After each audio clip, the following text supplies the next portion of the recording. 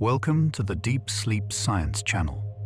Tonight, we're drifting into the quiet world above us, a place where invisible air becomes visible, where water floats without falling, and where the sky slowly reveals secrets about motion, energy, and the hidden structure of our atmosphere. High above your head, clouds are constantly forming, changing, and disappearing, tracing winds you cannot feel, shaping weather you haven't yet experienced, and even helping control the temperature of the entire planet. Some clouds glow at the edge of space, others form from wildfires, and some quietly carry water across continents before releasing it far away. Before you settle in, take a soft moment to like, subscribe, or leave a commenter, and then let your mind relax as we gently explore the science behind the sky, one calm discovery at a time. Clouds also make atmospheric motion visible, tracing lifting air, sinking air, waves, turbulence, and zones of convergence across the sky. In other words, the air above us is almost always moving in complicated ways, but most of the time, we cannot see any of it directly. Clouds act like markers in that invisible flow, showing where air is rising, where it is spreading out, where it is cooling, and where the structure of the atmosphere is shaping everything we see overhead. From fog touching the ground to noctilucent clouds shining near the edge of space, the word cloud covers an astonishing range of heights. Some clouds form so low that they wrap around hills, roads, and trees, while others exist tens of kilometers above the ordinary weather layer. That enormous range makes clouds one of the most varied visible features in Earth's atmosphere, linking the familiar sky above our homes to some of the coldest and highest regions of air around the planet. Noctilucent clouds are not ordinary weather clouds at all, because they form in the mesosphere near the edge of space rather than in the troposphere where daily weather happens. That means they belong to a far higher and harsher environment than the clouds we usually watch drift by. They are part of a world that is thin, cold, and rarely noticed, which is one reason they feel so unusual when they appear. NASA describes noctilucent clouds as forming roughly 50 to 86 kilometers above Earth's surface. That is vastly higher than normal weather clouds, which makes them some of the highest clouds people can observe from the ground. When you think about that height, it becomes easier to understand why they seem so mysterious. They are not simply high in the sky, but far above the entire layer where most familiar weather lives. Noctilucent clouds are made of water ice crystals, even though they form at extraordinary heights. That is one of the most surprising things about them. Even in such a thin and distant part of the atmosphere, tiny particles of water can still gather, freeze, and create visible glowing structures. So although they seem almost otherworldly, they are still built from the same basic substance that forms so many other clouds on Earth. They are visible after sunset or before sunrise because the lower atmosphere is already dark, while those extremely high clouds are still lit by the sun. This creates a striking contrast. People on the ground are standing in twilight or darkness, yet far above them, the highest ice clouds remain bright enough to shine. Their glow depends on geometry and timing, making them visible only when the sun sits just below the horizon from the observer's point of view. Meteoric dust helps provide the tiny nuclei on which noctilucent cloud ice crystals can form. That means some of these delicate glowing clouds begin around particles connected to material from space. It is a remarkable idea. Small bits of cosmic dust drifting high in the atmosphere can help create visible icy structures above Earth, joining astronomy and weather in a very direct and beautiful way. Polar stratospheric clouds form much lower than noctilucent clouds, but still far above ordinary weather clouds in the winter polar stratosphere. They belong to a very different atmospheric setting from the clouds that bring rain or cast shadows over the ground. Their height, temperature, and chemistry make them important for reasons that go far beyond appearance.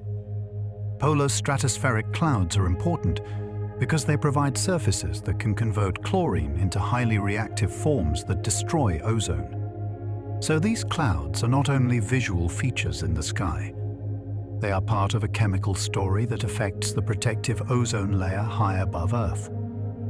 In this case, a cloud becomes important not because it produces rain or changes local weather, but because it helps shape the chemistry of the upper atmosphere. Strong pyrocumulus or pyrocumulonimbus clouds can rise above intense fires when powerful heat drives air rapidly upward. In these situations, the heat from the ground is so strong that it creates its own vigorous convection, almost like a fire-built weather system. The result can be a towering cloud that grows from the energy released by the blaze below, showing how closely clouds can respond to extreme conditions at Earth's surface. Clouds generated by fires can become so deep and powerful that they create their own lightning. This is one of the most dramatic reminders that clouds are not passive decorations in the sky. Under the right conditions, they can become active weather engines with rising heat, growing ice, electrical separation, and flashes of lightning, all tied to the intense force of the fire beneath them. Cumulonimbus is the great thunderstorm cloud, capable of producing heavy rain, hail, lightning, and tornadoes. It is one of the most energetic cloud forms in the atmosphere, growing tall when warm, moist air rises strongly and keeps rising. What may begin as a puffy daytime cloud can, under the right conditions, develop into a towering structure that holds violent motion, frozen particles, electric charge, and powerful precipitation all at once. The top of a mature cumulonimbus often spreads outward into an anvil because the rising air eventually reaches a stable layer where it can no longer continue upward with the same force. Once that upward growth is blocked, the cloud spreads sideways, creating the broad, flattened top that is so recognizable from a distance. That shape tells a story about the atmosphere above the storm and the limits placed on even the most powerful updraft. The same thunderstorm can contain rain shafts, hail growth zones, charge layers, and icy anvil regions at different heights, all at the same time. This means a large storm cloud is not one simple object, but a whole vertical system with many distinct environments stacked together. One part may be filled with supercooled droplets, another with falling rain, another with growing ice, and another with electrical charge separation preparing for lightning. Lightning is the visible discharge that happens when the electric field inside or around a cloud grows strong enough to overcome the normal resistance of air. Inside storm clouds, charge becomes separated between different particle groups and different heights. Once the imbalance becomes intense enough, the atmosphere releases that stored energy in a flash, turning invisible electrical tension into visible light and powerful sound. Cloud-to-cloud lightning can happen entirely within or between cloud regions without ever striking the ground. This means not every lightning flash is a ground threat, even though it still reveals strong electrical activity inside the storm. Some of the most dramatic flashes people see lighting up an entire cloud are examples of electricity moving through the sky itself, traveling between charged parts of the cloud system. Mammatus clouds, with their pouch-like downward bulges, are most often associated with cumulonimbus anvils and are linked more with sinking air than rising air. They look unusual because many cloud features suggest growth upward, while mammatus appears as a hanging pattern beneath the cloud base.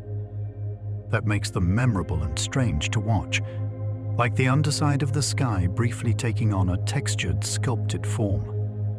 Asperitas is a recognized cloud feature with a rough, agitated underside that can look like a dark, churning sea overhead.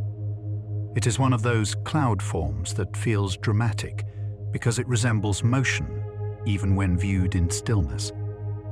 The sky seems carved into waves and troughs, revealing how uneven and structured the atmosphere can become without necessarily producing violent weather at the ground.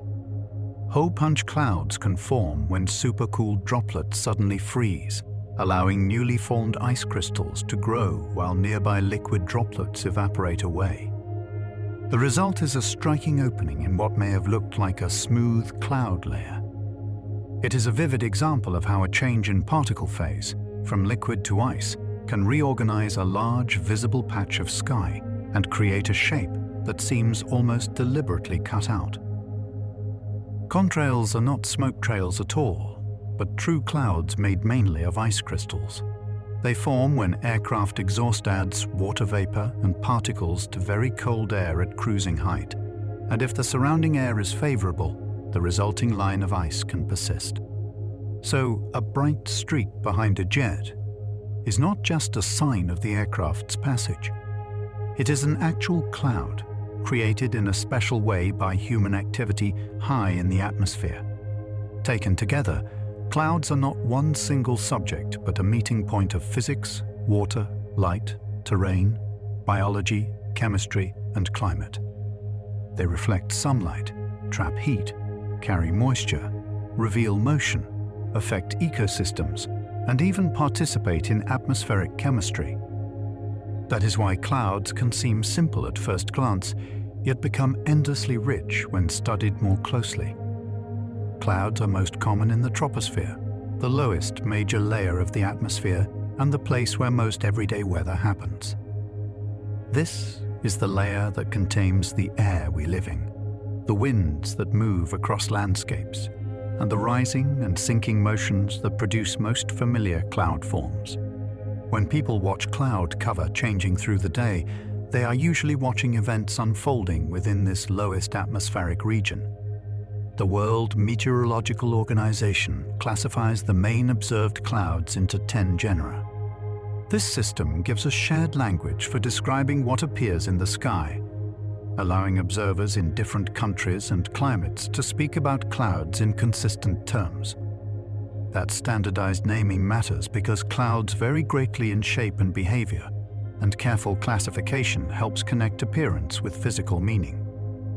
Each observed cloud belongs to one main genus at a time, even if it also has a species, variety, or extra feature attached to it. That structure works a little like a main family name followed by more detailed descriptions. It helps meteorologists organize complexity, so even very elaborate skies can be described precisely without losing the broader identity of the cloud being observed. The Latin roots used in cloud names are descriptive. Cirrus refers to wispy fibers, cumulus to heaps, stratus to layers, and nimbus to rain-bearing forms. These names are not random labels. They are simple visual clues built into the language itself, helping people remember what kind of structure or behavior a cloud is likely to have. Luke Howard's early cloud naming system became the foundation of the modern classification still used around the world. His work gave weather observers a practical way to describe the sky with order and consistency. That influence has lasted for generations, showing how a careful naming system can shape the science of observation for a very long time. Cirrus clouds are high, thin, fibrous clouds, composed mainly of ice crystals. They often appear as delicate streaks or strands, and their height places them in the colder part of the troposphere where ice becomes common. Because they are so thin and high, they can seem gentle and light, yet they still carry important information about moisture and motion far above the ground. Cirrostratus clouds form broad veil-like sheets that can cover large parts of the sky. Unlike the isolated streaks of some cirrus, these clouds create a more continuous layer overhead. They often soften the sunlight and can make the sky feel subtly filtered, as though a thin, high curtain has been drawn across it. A halo around the sun or moon often forms when light passes through ice crystals in cirrostratus. This happens because the crystals bend and redirect light in specific ways. So a beautiful ring around a bright object in the sky is not just a visual curiosity. It is an optical sign of ice crystals arranged high in the atmosphere. Lenticular clouds are lens-shaped clouds that often form in standing waves downwind of mountains. Even when the air is moving quickly through the wave pattern, the cloud itself can seem fixed in one place because new moisture condenses in the same part of the wave while old cloud evaporates downstream. That gives lenticular clouds their famously still and sculpted appearance. Marine stratocumulus decks are among the most extensive cloud systems on Earth. They spread across huge areas of ocean, especially where cool water below and warmer, drier air above create stable layered conditions. From space, they can cover enormous regions, making them one of the planet's great repeating cloud patterns. NOAA reports that marine stratocumulus covers about 20% of the low-latitude oceans and around 6.5% of Earth's entire surface. That is an immense amount of cloud cover. When something occupies that much area, even small changes in its brightness or extent can matter for the energy balance of the whole planet. Cloud streets are long parallel rows of cumulus or stratocumulus, aligned with the wind in a convective boundary layer. They reveal that the atmosphere is not always mixing in a random way. Instead, rising and sinking air can organize into rolling patterns, and the clouds that form along those rising zones make the invisible arrangement visible from below or above. Open-cell marine clouds look like honeycombs from above, with cloud forming around the edges and clearer air in the centers.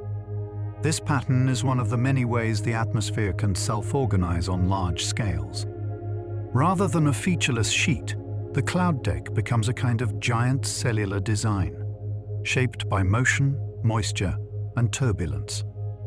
Clouds help connect the water cycle, the energy balance of Earth, atmospheric chemistry, and living ecosystems all at once. They move water through the atmosphere, reflect sunlight, trap infrared energy, deliver rain and snow, and influence where fog and moisture support life. That is why the study of clouds touches so many branches of science at the same time. Low, thick clouds tend to reflect a large amount of incoming sunlight back to space. Because they are bright and often extensive, they can act like large reflective surfaces in the sky. This helps explain why such clouds often have a cooling influence on the surface beneath them, especially during the day when sunlight is strong. Thin, high clouds can allow much of the sunlight to pass through while still trapping some of the outgoing heat rising from below. Their influence is therefore different from that of bright, low clouds. A thin, icy cloud high overhead may not darken the day very much, yet it can still affect how efficiently Earth loses heat to space. Because of that difference, not all clouds affect climate in the same direction or with the same strength. Some mainly cool by reflecting sunlight. Others can have a stronger warming role by trapping infrared energy.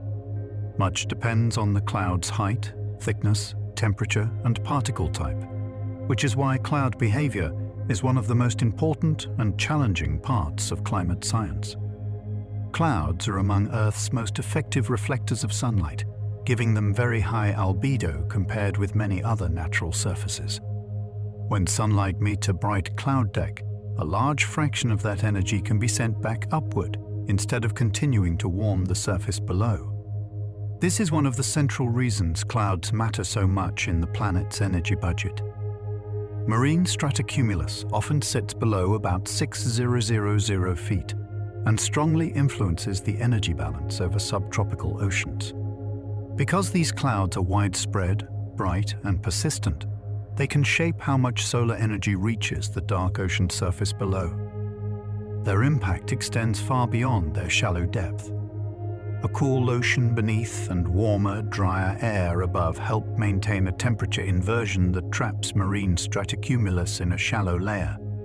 That inversion acts like a lid, reducing vertical mixing and helping the cloud deck remain concentrated in a broad sheet rather than growing into taller towers.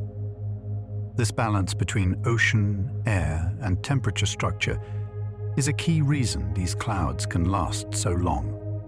Cloud top cooling is one reason stratocumulus can persist. As the top of the cloud loses energy by radiation, turbulence is encouraged within the layer, helping recycle moisture upward and maintain cloudiness. So even while the cloud is losing heat, that loss can actually support the internal motions that keep the cloud alive. Clouds can moderate the daily temperature range by reducing daytime heating and slowing nighttime cooling. During the day, they can block or reflect sunlight. At night, they can absorb and re-emit some of the infrared energy rising from the surface. This means cloudy conditions often make hot days less hot and clear, cold nights less cold. A cloudy night is often warmer than a clear night because clouds absorb and send back some of the infrared radiation coming up from below. Without clouds, more of that heat escapes directly to space, allowing the ground to cool faster. With clouds in place, some of that energy is retained closer to the surface. A sunny day under widespread low cloud is often cooler than a fully clear day because much of the incoming sunlight is reflected before it can warm the ground. This is one of the easiest cloud effects to notice in everyday life. Even without rain, a broad, low cloud deck can greatly change how warm the day feels. Cloud cover influences local weather even when no precipitation falls. It changes light levels, temperature, visibility, and the amount of heating at the surface. In this way, clouds are part of weather not only when they produce rain or snow, but also when they quietly shape the conditions of an ordinary day. Low clouds over the ocean are especially important to climate because they cover wide regions where sunlight reflection matters enormously. Dark ocean water absorbs a great deal of solar energy, so a bright cloud layer above it can strongly reduce that absorption. This is one reason marine low clouds remain such a major focus in climate research. Thin ice clouds are also especially important to climate because they strongly affect outgoing infrared radiation. Even though they may look delicate and almost transparent in visible light, they can still play a powerful role in how heat leaves the planet. Their visual softness hides a very important radiative influence. Cloud feedbacks in climate are difficult to pin down because cloud responses differ by altitude, latitude, season, and particle type. A change that increases one kind of cloud in one region may not behave the same way elsewhere. This complexity is why clouds remain one of the great scientific challenges in understanding future climate change. Because condensed particles interact strongly with light, clouds are far more visible than the gases that make up most of the atmosphere. The air itself is mostly transparent, but when water vapor condenses into droplets or freezes into crystals, it suddenly becomes something we can easily see. That is why clouds stand out so clearly against the invisible sky around them. Because condensed particles also interact strongly with radiation, clouds are central to both daily weather and long-term climate. They help determine how much sunlight reaches the surface and how much heat escapes back to space. In that sense, clouds are not just decorations of the atmosphere. They are active regulators of Earth's energy flow. Because clouds interact with ecosystems through rainfall, fog drip, shading, and atmospheric chemistry, their importance extends far beyond the sky itself. They can shape forests, water supplies, local temperatures, and even the chemistry deposited onto leaves and soil. What happens in clouds often reaches far down into life on the ground. Yet all of these forms still depend on one broad idea. Air must become cool enough or moist enough for condensed water or ice to persist. No matter how different clouds may look, from delicate cirrus to thick overcast to strange high luminous forms, they all begin with the same basic requirement. The atmosphere must reach a state where water can stop being invisible vapor and become something the sky can hold in view. Fog is essentially a cloud in contact with the ground. The basic substance is the same as in other clouds, because it is still made of tiny condensed water droplets, or sometimes ice crystals, suspended in the air. What changes is simply the height. Instead of floating overhead, the cloud settles right down into the part of the atmosphere where people, roads, trees, and buildings exist, which is why fog feels so immediate and surrounding. The key practical difference between fog and higher clouds is altitude, not the basic process that creates them. In both cases, air becomes cool enough or moist enough for water vapor to condense into visible particles. So when a hilltop disappears into fog, the atmosphere is not doing something completely different from ordinary cloud formation. It is using the same physical rules, only much closer to the ground. Meteorologists usually define fog as air in which visibility is reduced to less than about 1 kilometer. That definition matters because it separates true fog from mist or haze, which may still look soft and cloudy, but do not reduce visibility as strongly. In everyday life, this is why fog is not only a beautiful sight, but also an important weather condition that affects travel, safety, and how people move through the landscape. Radiation fog forms most easily on clear, calm nights when the ground loses heat by sending infrared energy upward into space. As the ground cools, it also cools the thin layer of air touching it. If that air becomes cold enough to reach saturation, tiny droplets begin to form, and the air turns cloudy right at the surface. This is why radiation fog is often a nighttime or early morning event, especially after still and quiet evenings. Valley fog is a common subtype of radiation fog because cold, dense air tends to drain downhill and collect in lower terrain. Valleys act like natural basins, so the chilled air pools there more easily than it does on nearby slopes or ridges. Once enough cooling happens, condensation begins, and the valley can fill with a smooth layer of fog, while higher ground nearby remains clearer. Advection fog forms when moist air moves across a colder surface and is cooled down to saturation. This kind of fog does not rely mainly on nighttime cooling in one place. Instead, it depends on movement, as the air is carried over colder land or water.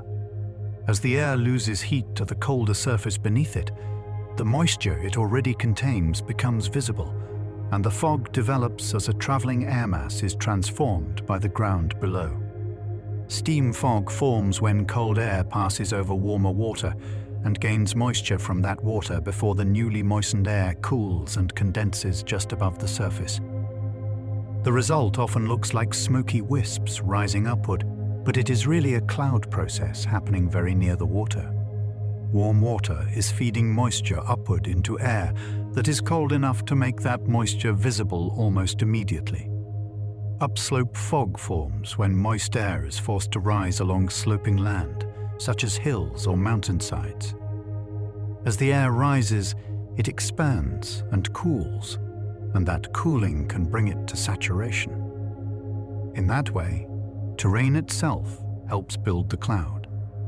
The land quietly guides the air upward, and the fog appears not because of darkness or stillness alone, but because the shape of the ground is pushing the atmosphere into cloud formation. Freezing fog contains supercooled liquid droplets, which means the water is still liquid even though its temperature is below the normal freezing point. When those droplets touch cold surfaces, they can freeze almost instantly. That is why freezing fog can coat roads, trees, wires, and other exposed objects with dangerous ice, even when no obvious rain is falling. Ice fog is most common in extremely cold conditions when tiny ice crystals become more important than liquid droplets. In such cold air, the atmosphere behaves differently from the milder conditions people are more used to. Instead of a soft layer of liquid droplet fog, the air can fill with fine frozen particles, giving the scene a still, pale, and crystalline appearance. Stratus can form when fog lifts from the surface but remains trapped within a shallow, moist layer of air. In that situation, the cloud does not disappear when the ground warms a little. Instead, it rises just enough to stop touching the surface, becoming a low, overcast layer. This is one reason a grey morning can shift from ground fog into a sheet of stratus without the moisture actually leaving the local atmosphere. Fog and low stratus are especially sensitive to small nighttime temperature changes because they often exist in very shallow layers near the surface. A slight drop in temperature may be enough to create them, while a slight rise may thin or erase them. That delicate balance makes them some of the most changeable cloud forms, responding quickly to small shifts in cooling, wind, and local moisture. Orographic clouds form when terrain forces air to rise. The process is simple in principle, but powerful in effect. As moving air meets a mountain, ridge, or elevated slope, it cannot continue straight through the land, so it is pushed upward instead. That upward motion cools the air, and if enough moisture is present, a cloud appears as the landscape itself helps shape the sky. Mountains can generate standing waves in stable air, producing repeated cloud crests and clearer gaps on the downwind side. These patterns form because the air, once pushed upward by the mountain, does not simply settle back smoothly. Instead, it can oscillate, rising and sinking in a wave pattern. Where the air cools in the upward part of the wave, cloud appears. Where the air sinks and warms, the cloud may vanish again. Wave clouds can even be visible from satellites as long ripple-like patterns stretching away from terrain. This is one of the clearest examples of how cloud can reveal the invisible structure of airflow. From the ground, the effect may seem local and artistic, but from space, it becomes obvious that the atmosphere is behaving in organized lines and bands over great distances. Gravity waves in the atmosphere are oscillations created when displaced air is pulled back toward its original level by buoyancy. In simple terms, air that gets pushed up or down in a stable layer tends to swing back, much like a disturbed surface trying to return to balance. Clouds can form along these repeating rises and falls, letting us actually see patterns that would otherwise remain hidden inside invisible moving air. Closed-cell marine clouds show a pattern opposite to open-cell clouds. Instead of having clearer centers and cloudy edges, they appear more continuously cloud-filled, with darker outlines suggesting the cellular structure. This contrast shows that even broad ocean cloud decks are not all built the same way. Similar-looking cloud fields from a distance can have very different internal organization when seen from above. Stratocumulus clearings can form and expand over the ocean, creating large cloud-free holes inside otherwise widespread cloud decks. These openings show that a cloud field is not static. Even a vast, seemingly unbroken layer can reorganize itself, thin or open, in response to changes in turbulence, moisture, temperature structure, or precipitation processes within the cloud layer. In fair weather conditions over land, cumulus clouds often mark the locations of rising thermals above surfaces warmed by the sun. As the ground heats unevenly through the day, some pockets of air become warmer and more buoyant than others. These pockets rise, cool, and sometimes reach saturation, creating the familiar puffy clouds that so often appear over fields, towns, and hills on warm afternoons. The flat base of a cumulus field often reveals that many rising thermals are reaching saturation at nearly the same level. Even though the tops of the clouds may vary in size or shape, the bottoms often line up across the sky. That happens because the atmosphere has a level where the rising air cools enough for condensation to begin, giving many clouds in the same region a remarkably even lower boundary. Stronger surface heating usually makes convection more vigorous and allows cumulus towers to grow deeper. When the land below warms the air more intensely, the rising thermals can become faster and more energetic. As they rise higher before losing their buoyancy, the clouds become taller, more textured, and more capable of developing into larger convective structures. A field of small fair-weather cumulus can exist even when the air above is too stable for thunderstorms. This is an important reminder that not every puffy cloud is the beginning of severe weather. The atmosphere may allow modest rising motion near the ground, while still placing a firm limit on how high those clouds can grow. In that case, the sky fills with calm, shallow convection, rather than deep storm towers. Altocumulus castellanus is watched carefully by forecasters because its turreted tops can signal instability at middle levels of the atmosphere. These little tower-like protrusions suggest that air at that height is already trying to rise on its own. Even if the surface still seems quiet, the cloud shape can hint that the atmosphere has some hidden energy available above. Cirrus can be the first visible sign of an approaching warm front, long before lower clouds arrive.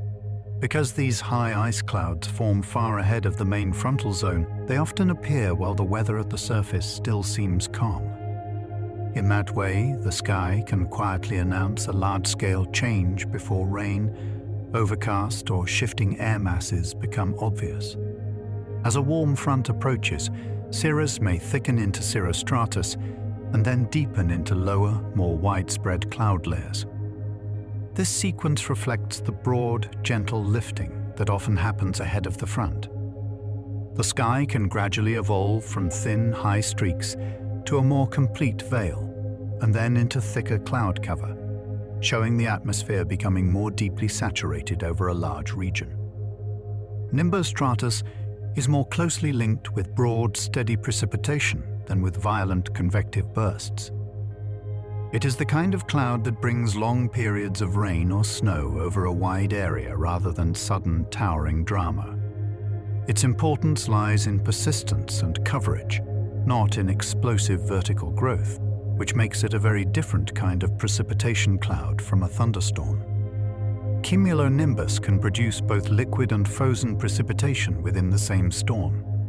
Inside one tall storm cloud, there may be warm regions with rain, colder regions with snow or ice crystals, and powerful updraft zones where hail begins to grow. This layered complexity is one reason thunderstorms are such rich and dynamic atmospheric systems. Hail forms inside strong thunderstorms when powerful updrafts keep growing ice particles aloft long enough for repeated layering. The stone is carried upward and downward through regions containing liquid water and freezing conditions, allowing new layers to build around it again and again. The longer this cycle continues, the larger the hail can become before gravity finally wins. Thunderstorm clouds can contain separate electrical charge regions at different heights.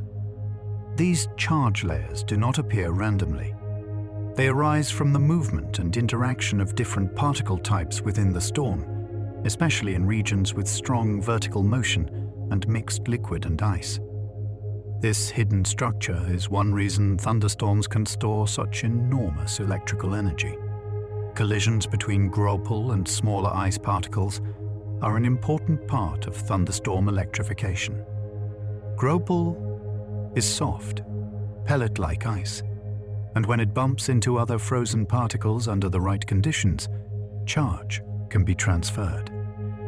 Over many collisions, the storm begins to sort out its electrical structure, turning countless tiny encounters into a large, organized electric field.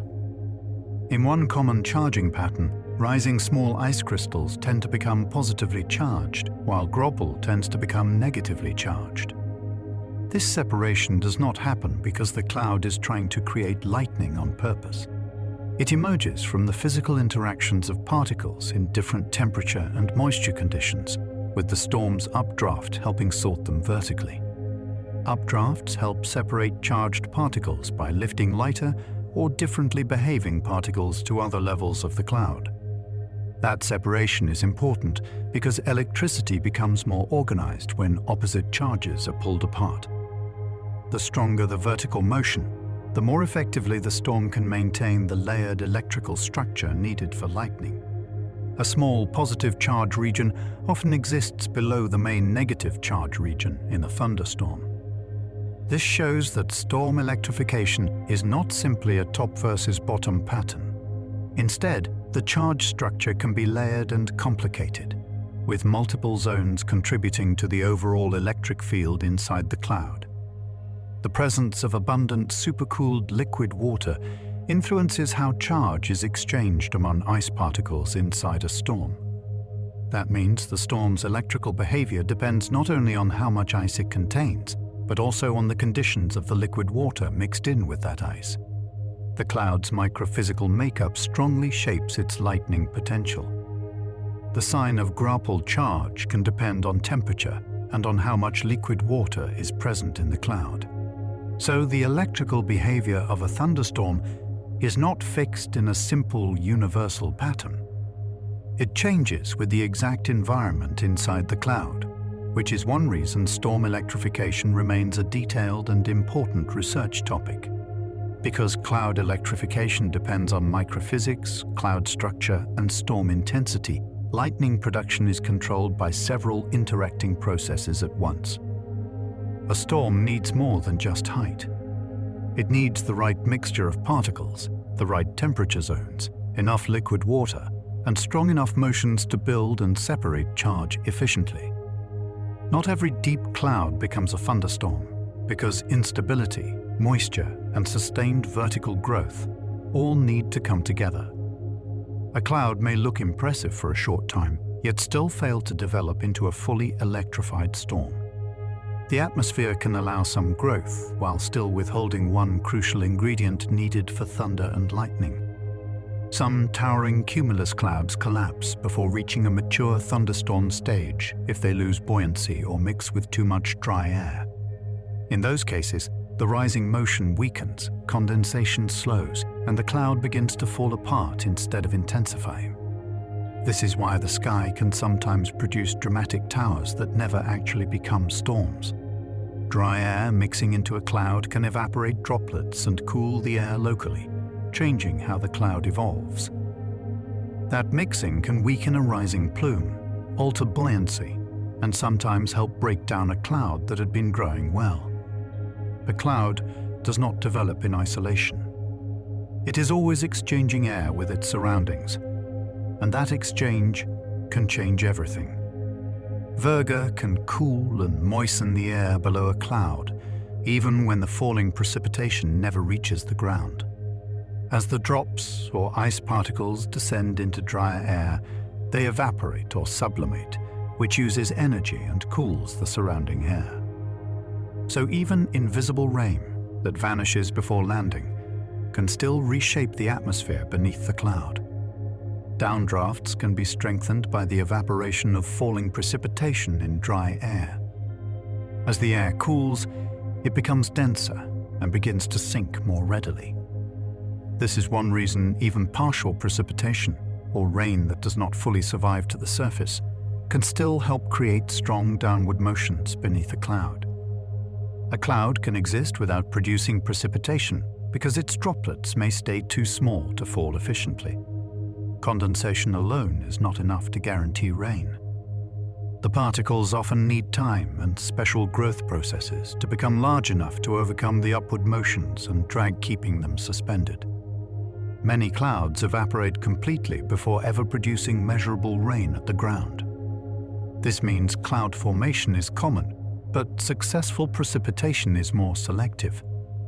A cloud may spend its whole life condensing, mixing, drifting, and changing shape without ever delivering a drop that can be measured at the surface. A cloud's lifetime depends on a balance among rising motion, condensation, evaporation, entrainment, and precipitation loss. If the supply of moist rising air continues, the cloud may persist or grow. If evaporation and mixing dominate instead, it may thin and disappear. A cloud is always balancing these competing influences from moment to moment. Drier entrainment is one reason small cumulus clouds often look frayed or ragged along their edges. As the cloud mixes with drier surrounding air, some droplets evaporate, and the once clean outline begins to soften and tear away. Those feathered edges are visible signs that the cloud is constantly interacting with its environment. The familiar cauliflower texture of a growing cumulus comes from active, turbulent, rising plumes at its top. New parcels of buoyant air keep pushing upward, swelling into rounded domes.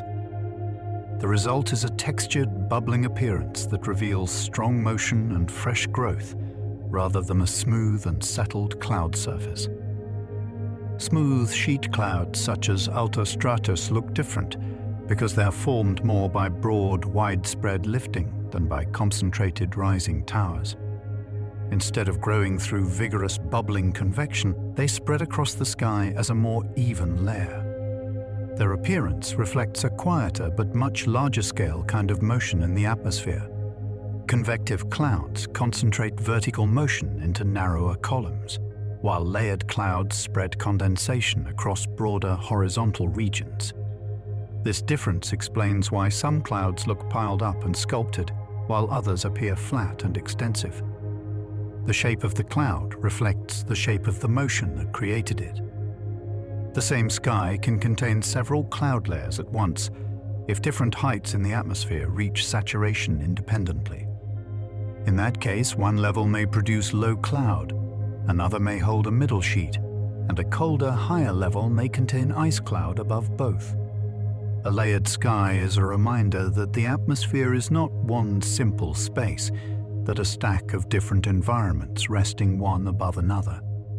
Clouds form when air cools to its dew point, and water vapor condenses onto tiny particles in the air, or freezes into ice crystals. This is one of the most basic and important ideas in cloud science. The air always contains water vapor, but that vapor is invisible. When the air cools enough, the water can no longer stay in vapor form so easily, and it begins to gather onto microscopic surfaces floating in the atmosphere. Those tiny beginnings are what make a cloud visible. Most visible clouds on Earth are made of liquid droplets, ice crystals, or a mixture of both.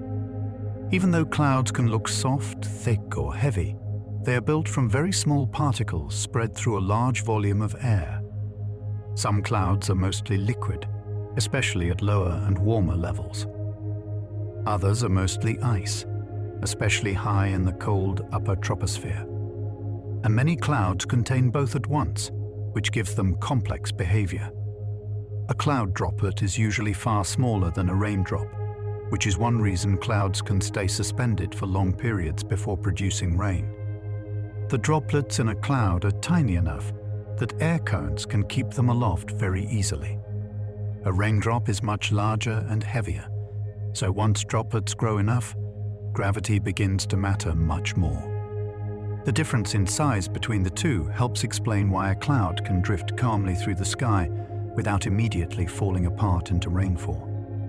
Water vapor itself is invisible, so a cloud becomes visible only after the vapor changes phase into droplets or crystals.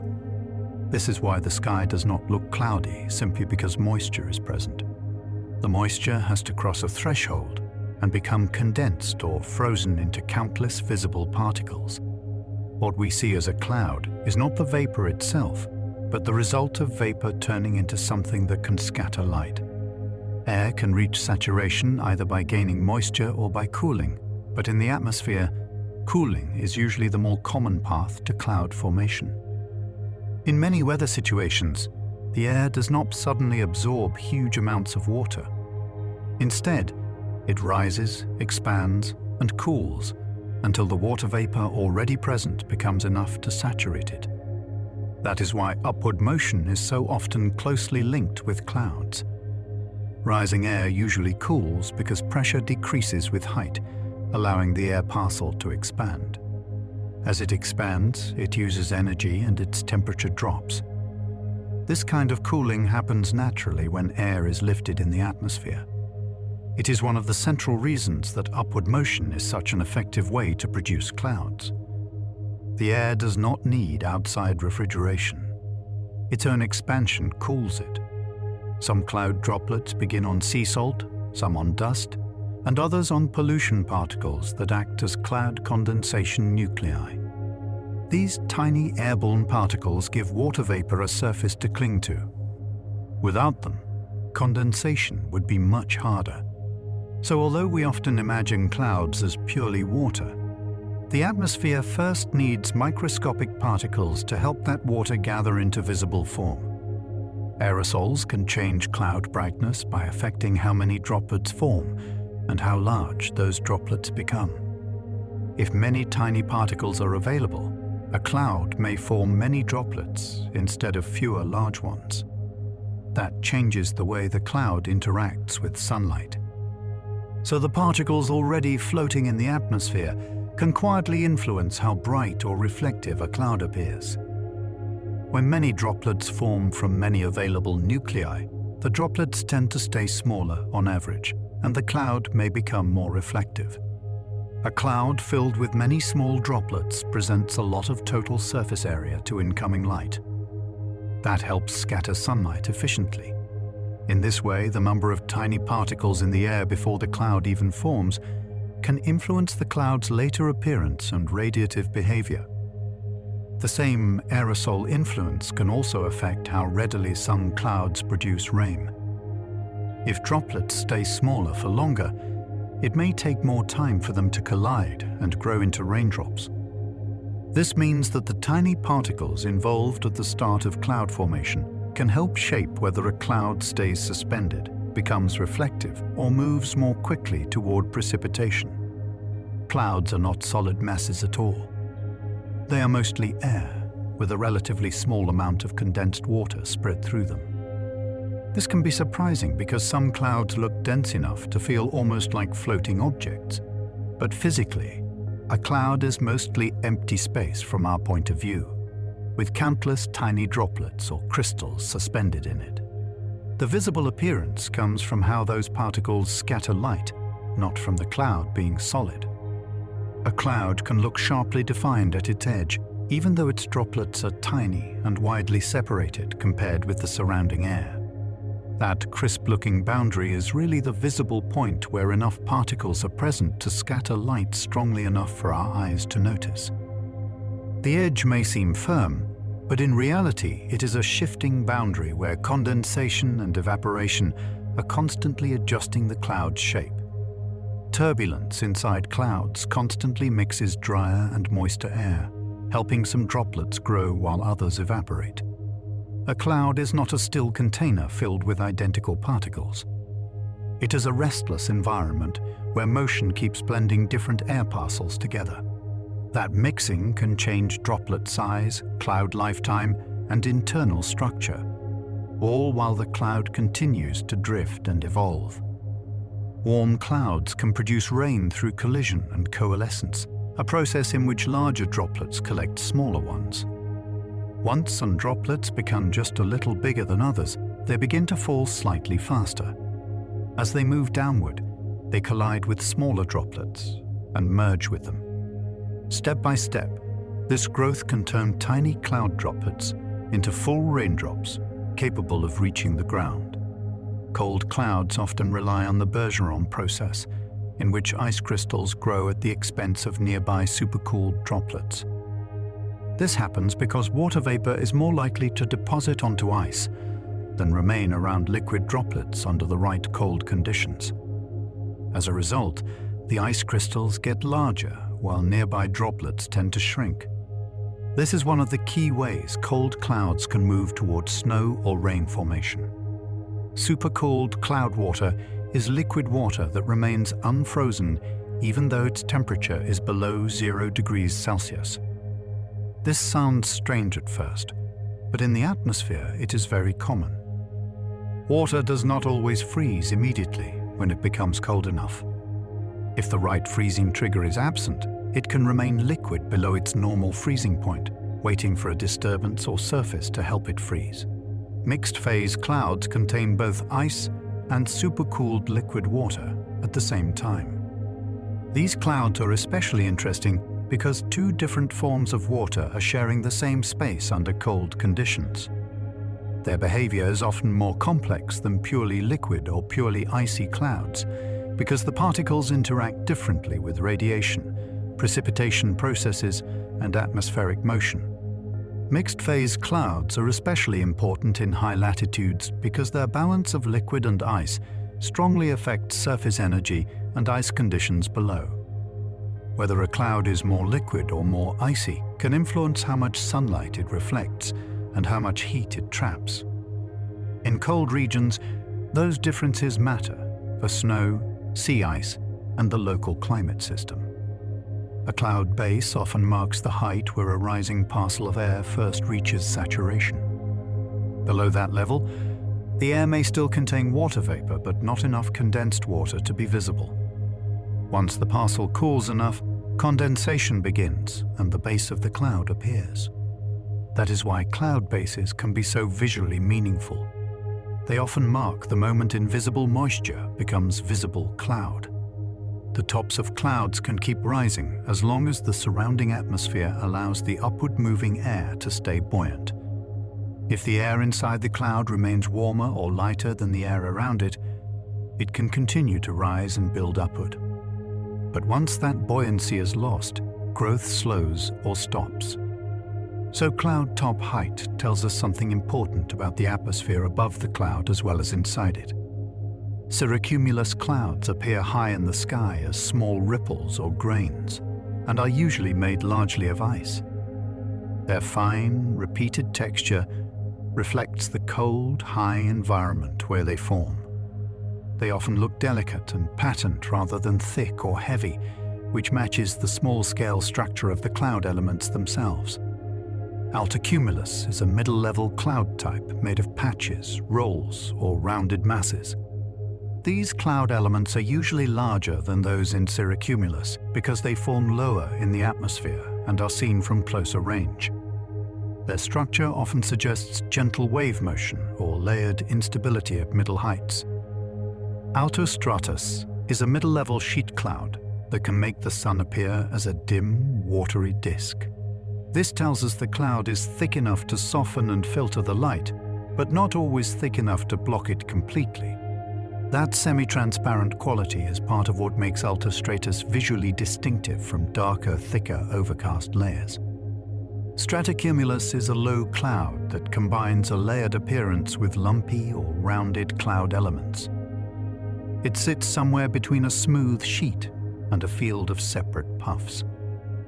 That mixed character reflects the way it forms in shallow layers with some internal motion, but usually without the strong vertical development of true convective towers.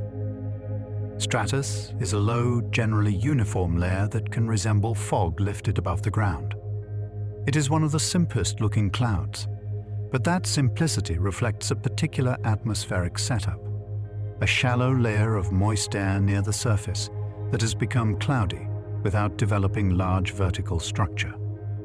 Fairweather cumulus usually has a flat base and a rounded top because the bottom is set by the condensation level while the upper part grows through convection.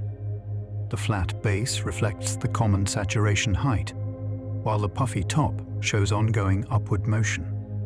The shape is a visual summary of the physics that formed it.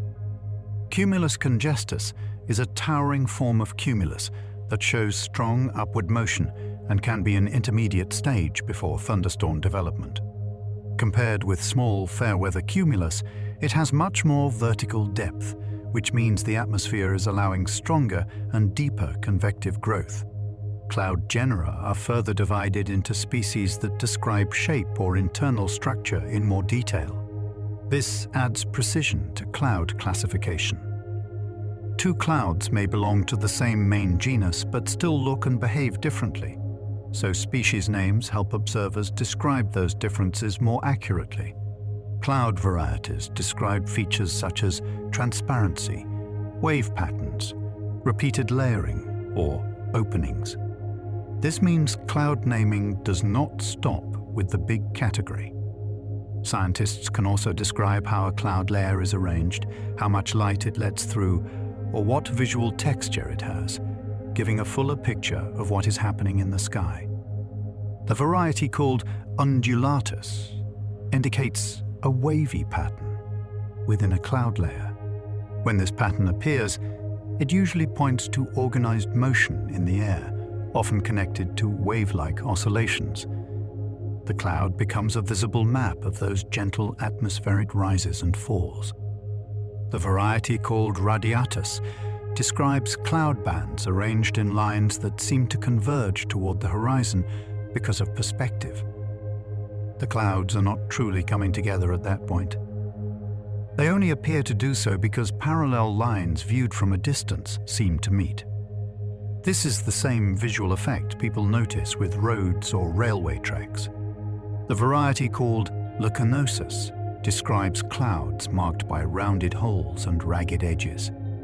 These openings give the cloud layer a broken, net-like look. It is a subtle example of how cloud fields can organize into patterns more detailed and strange than a simple blanket or patchwork.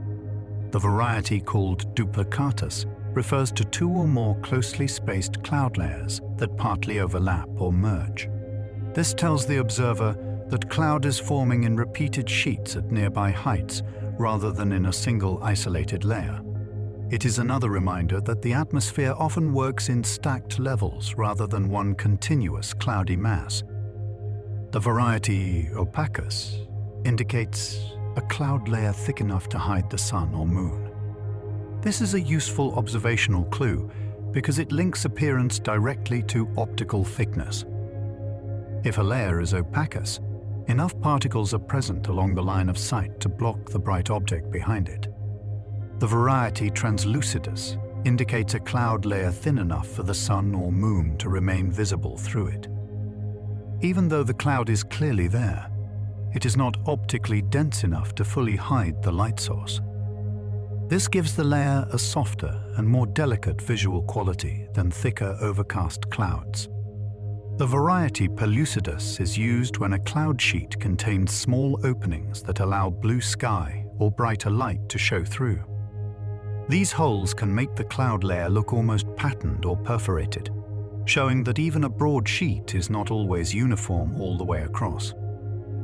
The variety in tortoise describes twisted, tangled cloud filaments, most commonly in cirrus. This shape suggests wind and flow, stretching the ice cloud into irregular, contorted lines.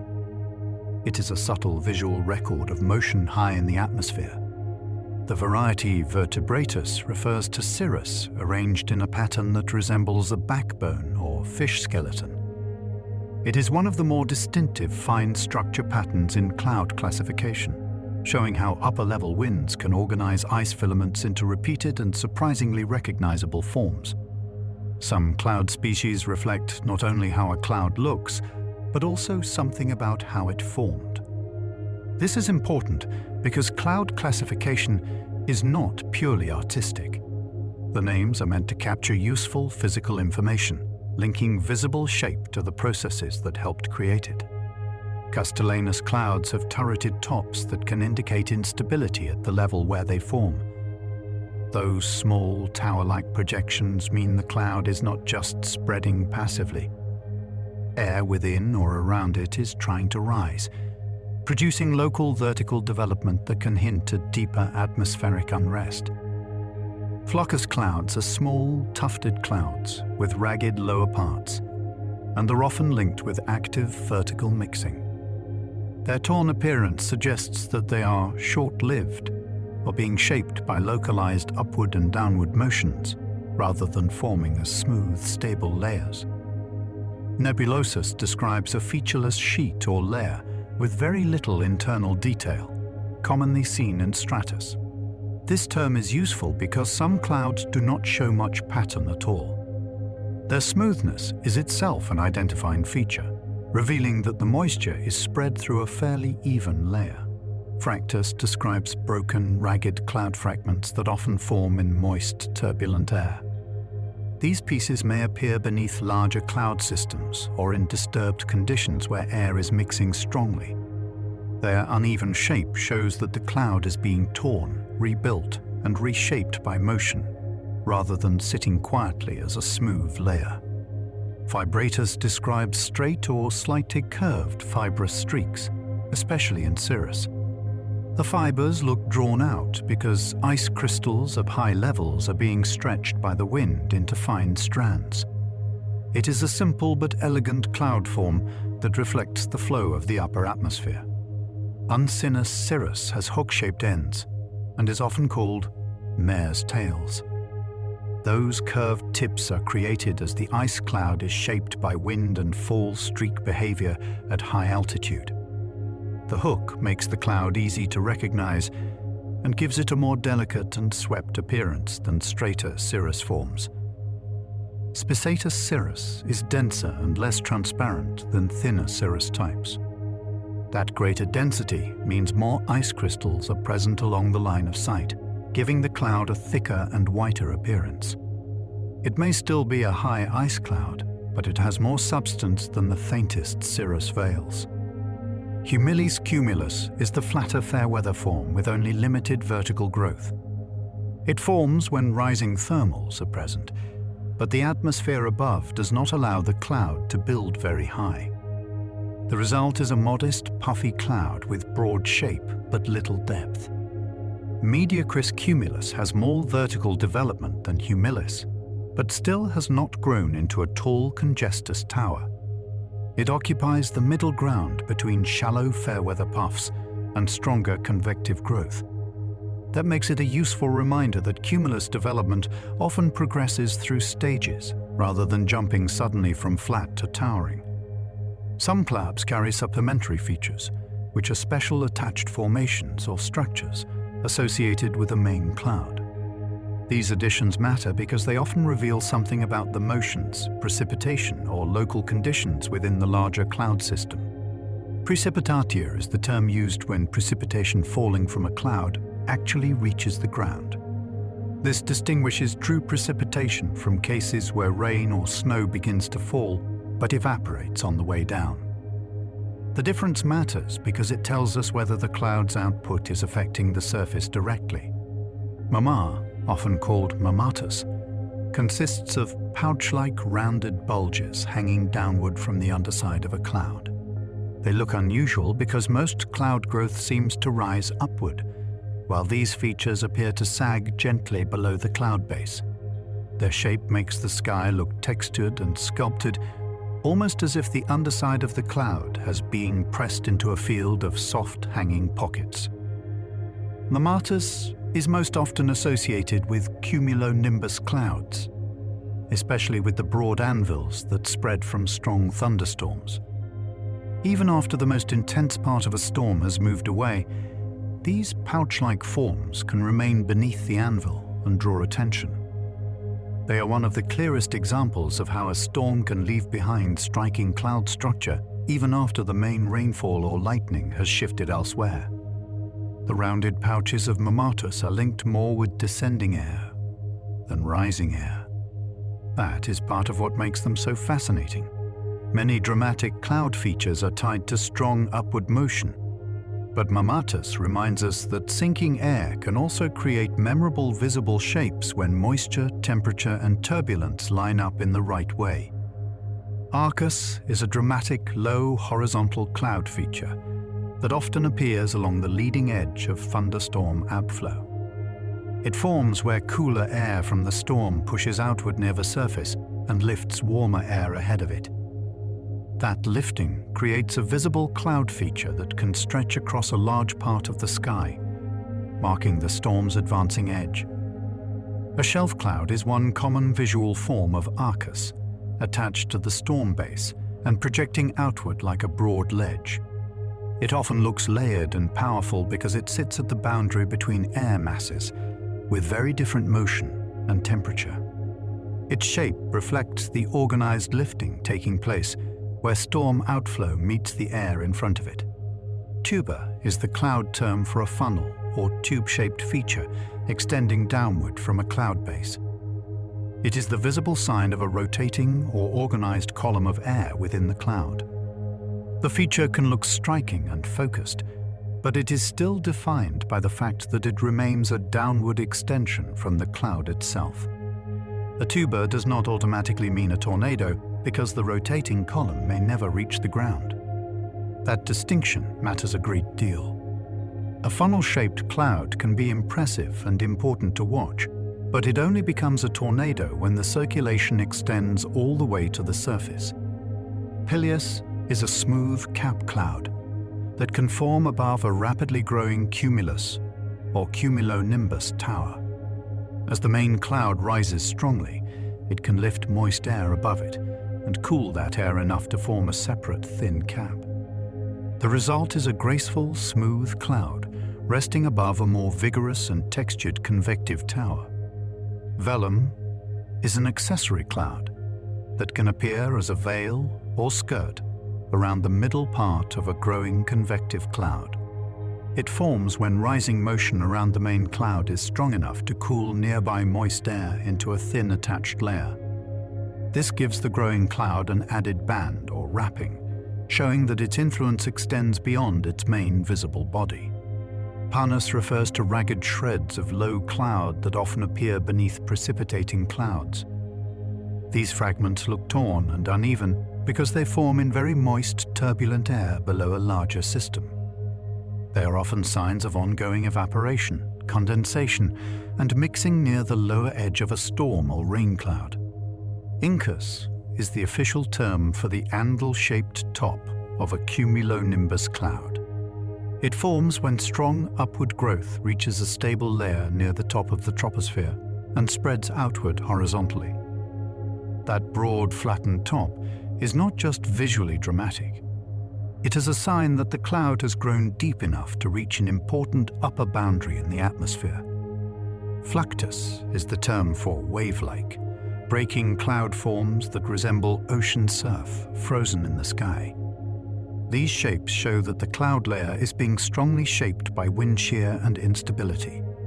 Instead of forming a smooth layer or a rounded tower, the cloud briefly takes on the appearance of a cresting wave. Cavum is the official name for a hole or full streak opening in a cloud layer. It marks a place where the cloud has been disrupted so strongly that a visible gap appears. These holes often stand out sharply against an otherwise uniform cloud deck, making the process of cloud reorganization easy to see from the ground. Homogenitus refers to cloud generated directly by human activity, such as aircraft. This term recognizes that not every cloud in the sky begins only from broad natural lifting or cooling. Human machines can inject moisture and particles into the atmosphere in a way that creates recognizable cloud forms. Homo mutatus is used when a human-generated cloud later evolves into a cloud form that looks more like a natural one. In other words, the cloud may begin from direct human influence, but later spreads, changes, and develops enough that it takes on the structure of an ordinary cloud type. This shows that cloud origins and later appearance are not always the same thing. Contrails form when aircraft exhaust adds water vapor and particles to very cold air at cruising altitude. If the surrounding air is cold and moist enough with respect to ice, that exhaust helps create a line of ice crystals. The result is a narrow, high cloud produced in a very specific atmospheric setting. Fresh contrails are line-shaped ice clouds that only persist when the upper air is sufficiently humid with respect to ice. If the surrounding air is too dry, the crystals quickly evaporate and the trail vanishes. If the air is moist enough, the contrail can remain, expand, and become part of the high cloud field. Persistent contrails can spread outward and become difficult to distinguish from natural cirrus clouds. What begins as a sharp, bright line can widen, blur, and merge into the surrounding sky. Over time, the original aircraft path becomes less obvious as the ice cloud is stretched and reshaped by upper-level winds. Cloud droplet diameters are commonly on the order of tens of micrometers, while ordinary raindrops are measured in millimeters. This is a huge difference in size. A cloud may contain an enormous number of tiny droplets, yet those droplets are still far too small individually to behave like raindrops. A typical cloud droplet, about 20 micrometers wide, is roughly 100 times smaller in diameter than a typical 2mm raindrop. That comparison helps make the scale difference easier to picture. What looks like a smooth, visible cloud is really made of particles tiny enough to be dwarfed by a single drop of rain. Because volume increases so rapidly with size, a raindrop can contain vastly more water than a cloud droplet. The difference is not just a little more water, it is dramatically more. This is why growth processes inside clouds are so important. Tiny starting particles need to become much larger before meaningful precipitation can occur. The tiny aerosol particles that help seed cloud droplets can be even smaller still, often around micrometer scale or below. These minute particles are easy to ignore because they are invisible to ordinary observation, yet they play a central role in cloud formation by giving water vapor something to condense onto. The number of droplets in a cloud influences how efficiently sunlight is scattered. A cloud made of many small droplets can interact with light differently from a cloud made of fewer larger droplets. So the cloud's brightness and optical behavior depend not only on how much water it contains, but also on how that water is divided among particles. The number, size, and phase of cloud particles all affect a cloud's radiative behavior. Liquid droplets and ice crystals do not interact with light and heat in exactly the same way, and the same is true for different particle sizes. That is why cloud radiative effects depend on details of microphysics, not just on whether a cloud is present. Ice crystals in high clouds can take several different shapes depending on the temperature and humidity conditions around them. High clouds are not built from identical frozen particles. Their ice can grow as different forms, and those forms help determine how the cloud scatters light and how it evolves with time. Cirrus often appears bright white because ice crystals scatter visible light efficiently. Even though the cloud may be thin, a large number of crystals present can still reflect and scatter enough light to make the cloud stand out sharply against the blue background of the upper sky. At sunrise and sunset, high clouds can turn vivid colors because sunlight travels through a longer path in the atmosphere before reaching them. Along that longer path, more of the shorter wavelengths are scattered away, allowing warmer reds, oranges, and pinks to dominate.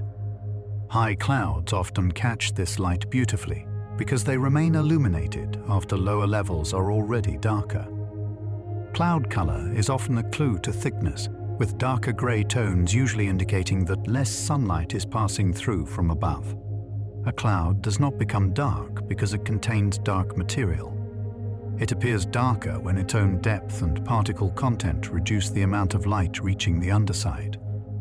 A cloud seen from above may look brilliant white, even if it appears gray from below.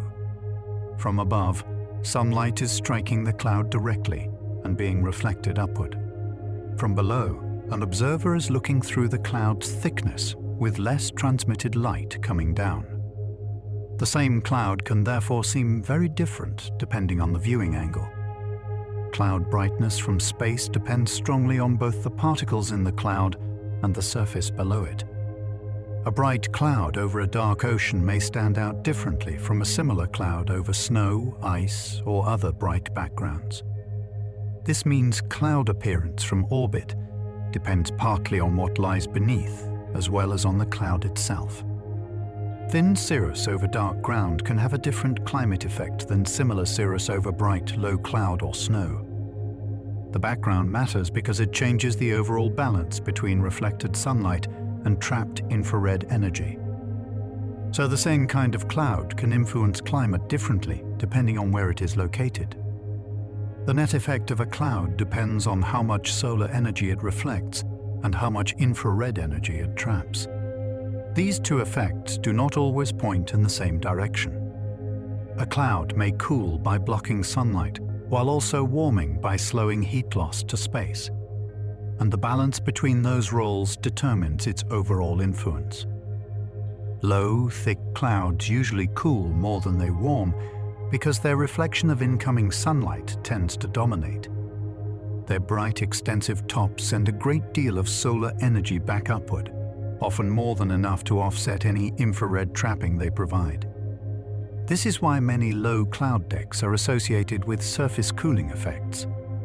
High, thin clouds can warm more than they cool because they are relatively transparent to sunlight, but still effective at trapping outgoing infrared radiation.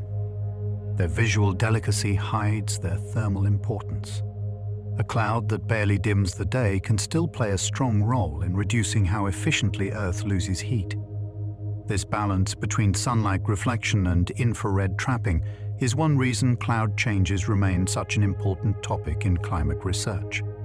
Small shifts in cloud type, altitude, or coverage can alter the energy budget in different ways. Understanding those changes is essential for understanding future climate behavior. CloudSat was launched in 2006, specifically to measure the vertical structure of clouds from space. Ordinary visible satellite images can show where clouds are, but CloudSat was built to look more deeply into how clouds are layered from top to bottom. That vertical view adds a great deal of physical meaning. CloudSat uses radar to see into clouds and reveal internal layering that ordinary visible imagery cannot provide. Radar is especially valuable for detecting thicker cloud regions and larger particles. It gives scientists information about how cloud material is distributed with height, not just how bright the cloud looks from above. Calypso was also launched in 2006 to study clouds and aerosols and the roles they play in weather and climate. It added another kind of observing system to the study of the atmosphere, one designed to be especially sensitive to fine layers and subtle structures.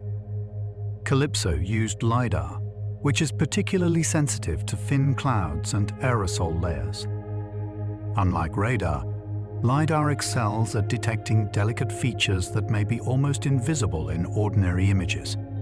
It can reveal fine veils of cloud and layers of particles that would otherwise be easy to miss. Flying CloudSat and Calypso together allowed scientists to combine radar and LiDAR views of clouds. That pairing was powerful because each instrument type sees the atmosphere differently. Used together, they provided a richer and more complete picture of cloud structure than either one alone. Radar is especially useful for thicker clouds and larger particles, while LiDAR is excellent for fine structures and thin layers. This difference is why both methods are valuable. Clouds are too varied for one observing system to capture every important detail. Satellite cloud observations matter because many cloud systems cover areas far too large to understand from one ground station alone. A person on the ground can see local cloud behavior, but only wide area observations can reveal the full organization of vast ocean decks, frontal systems, or storm complexes. Airborne instruments can directly sample cloud droplets, ice crystals, liquid water content, and signs of icing. This kind of in-cloud measurement gives scientists information that remote sensing alone cannot always provide. By physically passing through clouds, research aircraft help reveal what the particles are actually like. Research aircraft use different probes because no single instrument can capture every particle size and shape inside a cloud. Clouds contain a wide range of droplets, ice crystals, and precipitation particles, and each requires different measurement methods. A full picture often comes from combining several tools. Some cloud probes measure droplets only a few micrometers across, while others measure precipitation particles hundreds of micrometers or larger. This range shows how many scales exist within the same cloud environment. Tiny cloud droplets and much larger precipitation particles may all be present within one evolving system.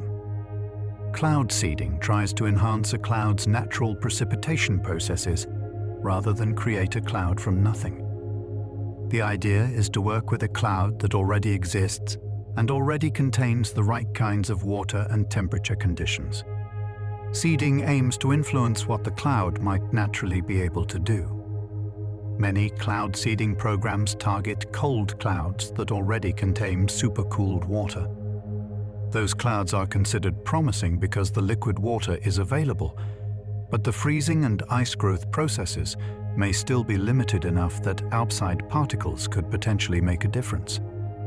Silver iodide is widely used in cloud seeding because its crystal structure can help ice form under suitable cold cloud conditions. It acts as an ice-forming material in environments where supercooled water is present. The hope is that it encourages the cloud's own precipitation pathway to become more active. Salt-based materials may also be used in some weather modification approaches. These materials are chosen because of how they interact with moisture and droplet formation. Different seeding strategies therefore focus on different cloud environments and different microphysical goals.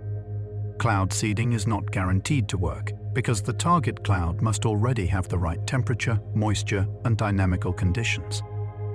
If those conditions are missing, adding seeding material may have little or no effect.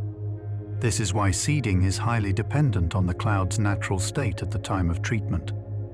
A recent review by the US Government Accountability Office found that estimates of added precipitation from cloud seeding vary widely and that effectiveness remains difficult to evaluate.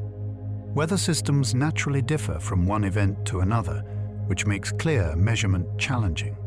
So even where seeding is practiced, uncertainty remains part of the scientific picture.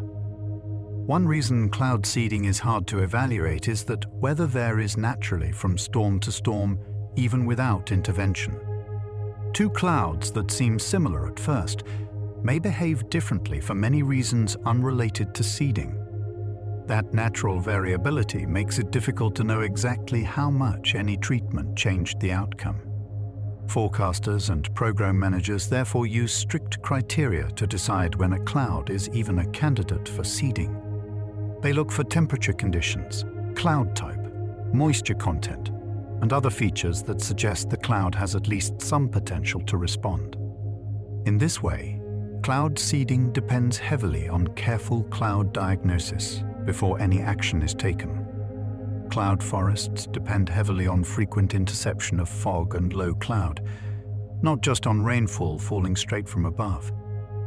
In these ecosystems, moisture arrives in a quieter and more constant way as cloud droplets move through the forest canopy and settle onto leaves, moss, branches, and trunks.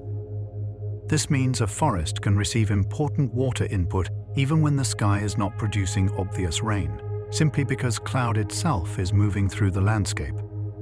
In cloud water interception, tiny droplets strike leaves and branches, merge together, and then drip downward toward the ground.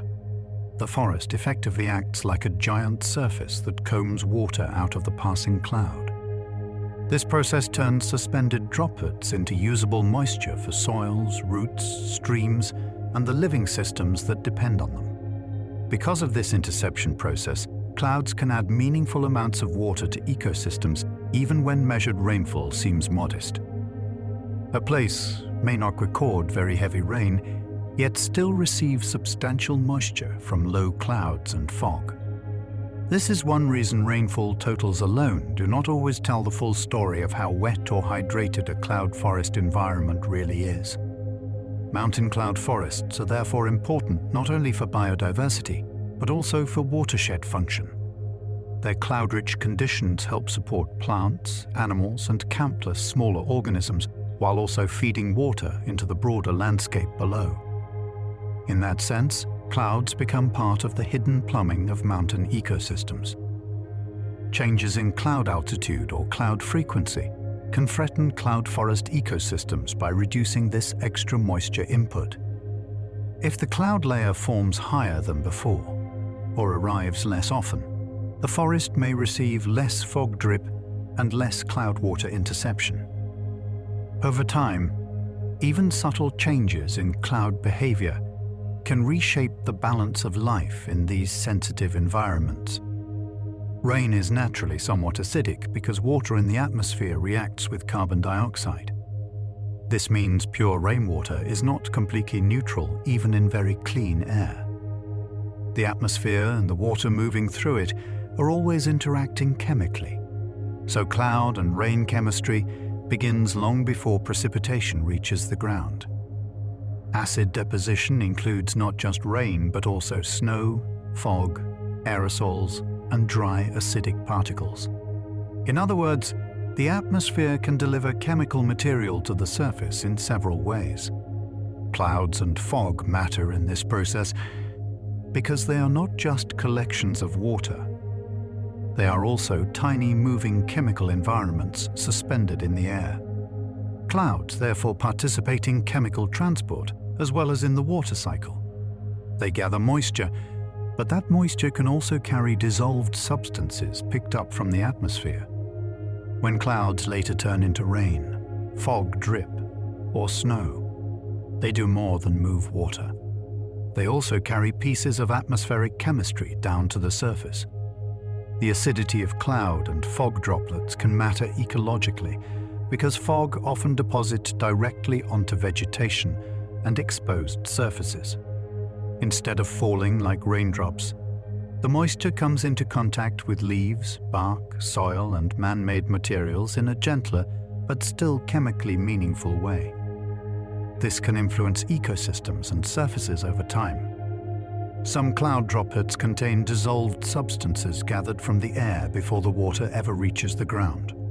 As droplets form and move through the atmosphere, they can absorb gases and interact with airborne particles. So each droplet may carry more than water alone, making clouds small chemical containers as well as physical ones. High clouds are often composed mostly of ice, because temperatures near the top of the troposphere are very low. At those heights, the atmosphere is cold enough that frozen particles become the dominant form of condensed water. This is why many of the highest clouds, such as cirrus, have a more fibrous or delicate structure linked to ice crystals rather than liquid droplets. Low clouds are more often liquid, although in cold environments, even low clouds can be mixed phase or icy. Height matters because it influences temperature, but temperature itself is the real key. A low cloud in a very cold region may behave very differently from a low cloud in a mild climate, even if the altitude is similar. A cloud's lifetime depends partly on whether it stays mostly liquid, becomes mixed phase, or turns more strongly icy as it moves. These phase changes alter how droplets or crystals grow, how precipitation develops, and how the cloud interacts with radiation. A cloud is not fixed in one state. Its internal makeup can evolve as it travels into new conditions. Even within a single cloud, different regions can contain very different particle sizes and phases. One part may be dominated by tiny droplets, another by larger drops, and another by ice crystals or mixed phase conditions. This internal variety is one reason clouds are more complex than they appear from the ground. The top of a cloud often evolves differently from the base because radiative cooling, entrainment, and turbulence can vary strongly with height. The upper part may lose heat faster and interact differently with dry surrounding air than the lower part does.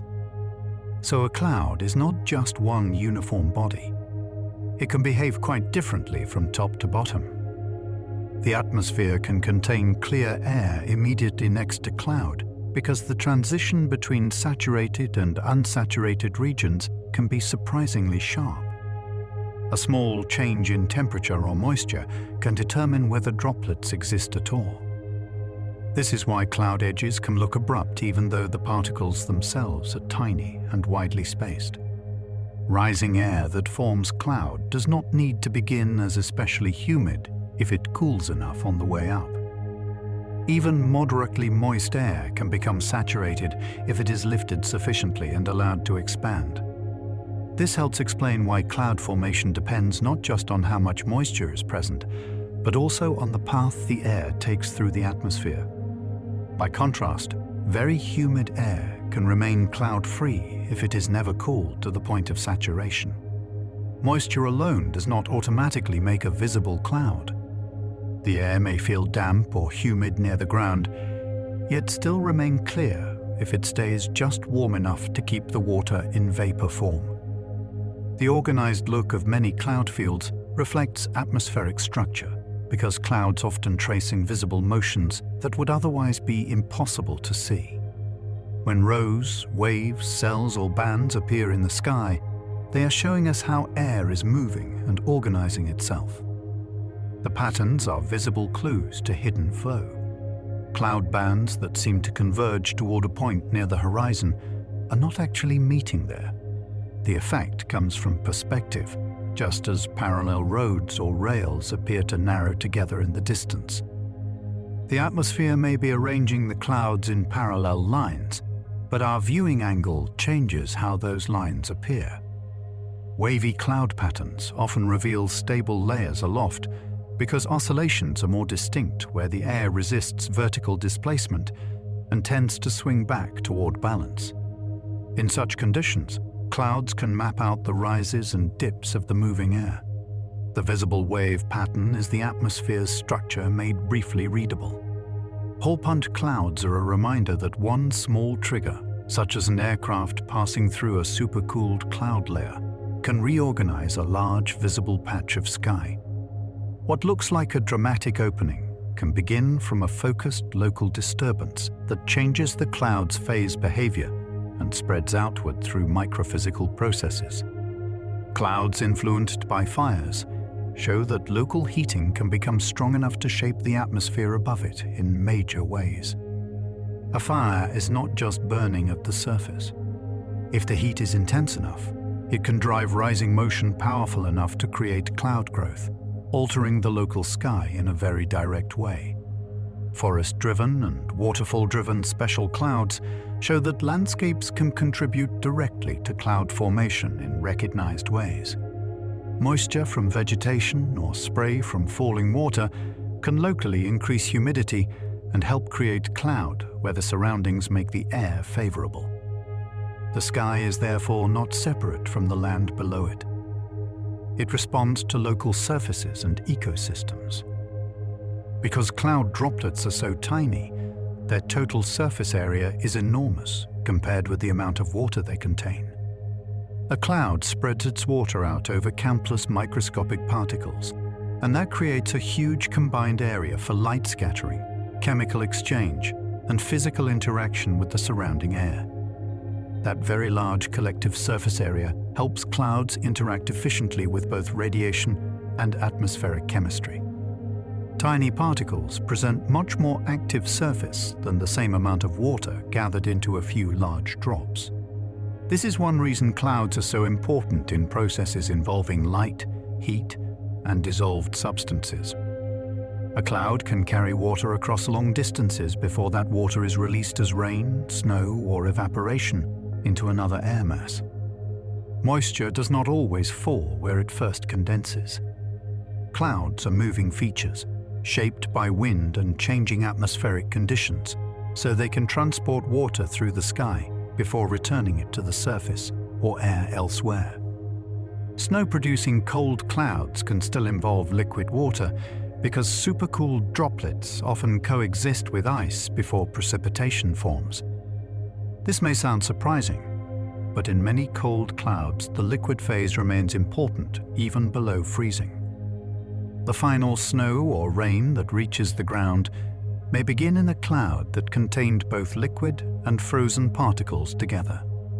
In many cold clouds, ice grows faster than nearby liquid droplets because the vapor pressure conditions favor deposition onto ice. Under these conditions, water vapor is more readily added to the ice crystals, helping them grow while the surrounding liquid droplets lose relative advantage. This is a key reason cold clouds can shift toward frozen precipitation. Rain falling from a cloud can itself help create new low cloud or fog below by moistening and cooling the near-surface air. As precipitation falls and partly evaporates, the air beneath the cloud may move closer to saturation. So one cloud can indirectly help another form lower down by reshaping the moisture and temperature structure below it. Satellite images often distinguish clouds by both visible brightness and thermal infrared temperature. Brightness tells part of the story about reflectivity and thickness, while infrared information helps estimate how cold the cloud top is. Together, these tools let scientists infer much more about cloud structure than a simple photograph could show. High cloud tops appear colder in infrared imagery because they radiate from greater altitude, where atmospheric temperatures are lower. This makes thermal measurements especially useful for identifying cloud height and storm intensity. A very cold cloud top often points to deep cloud development reaching high into the troposphere. Visible satellite images depend on sunlight, but infrared images can be used both day and night. That makes infrared observations especially valuable for continuous cloud monitoring. Even when the ground is dark and human eyes can no longer see cloud structure clearly, infrared sensors can still track the thermal signature of cloud tops. Thin cirrus can be difficult to detect in ordinary visible images when the surface beneath is already bright. If the background is reflective, the contrast may be weak, and the cloud can blend into the scene. This is one reason special observing tools are important for studying fine, high cloud layers. LiDAR is especially useful for detecting such thin cloud layers because it is sensitive to subtle backscatter from very fine particles. Even clouds that look faint or nearly invisible in standard imagery can show up clearly to LiDAR, making it a powerful instrument for mapping delicate structures in the atmosphere. Radar and LiDAR together reveal that many cloud systems have far more internal structure than they seem to have to the naked eye. What looks like one smooth layer from the ground may contain multiple hidden levels, thin veils, embedded regions, or changing particle types. The atmosphere is often more detailed than human sight alone suggests. Aircraft icing hazards are closely related to supercooled cloud water. A cloud may look harmless from the outside, but if it contains liquid droplets below freezing, those droplets can freeze rapidly on contact with an aircraft surface. This turns subtle cloud microphysics into a serious, practical issue. Supercooled droplets can freeze on aircraft surfaces and change lift, drag, and instrument performance. As ice builds up, the shape of wings and exposed parts can change, reducing aerodynamic efficiency and creating danger. What matters here is not just that a cloud exists, but exactly what phase its particles are in. Some research aircraft carry dedicated icing detectors because the presence of supercooled liquid water cannot always be judged reliably from outside appearance alone.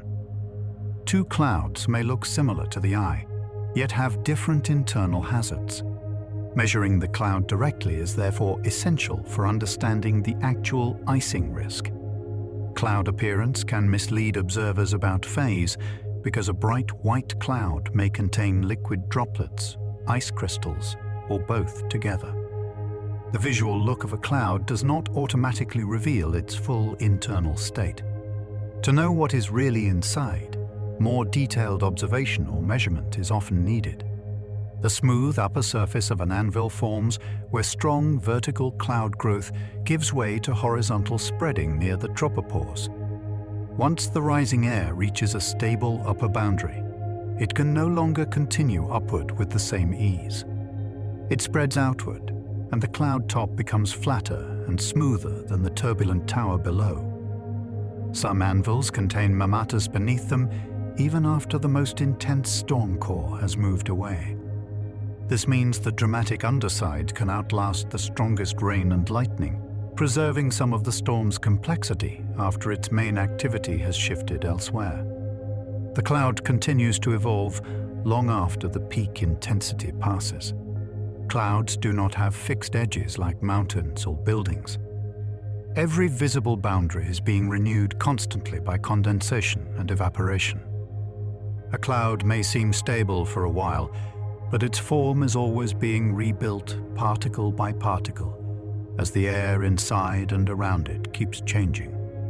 The same cloud can change category over time as its shape and dominant processes evolve. A growing convective cloud may begin as one type and later become another as it deepens, spreads, or develops precipitation. Classification therefore reflects what the cloud is at a given moment, not a permanent identity.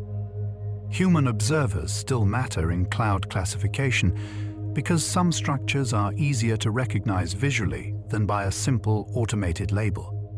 the eye can notice patterns, relationships, and subtle features that are meaningful in the sky.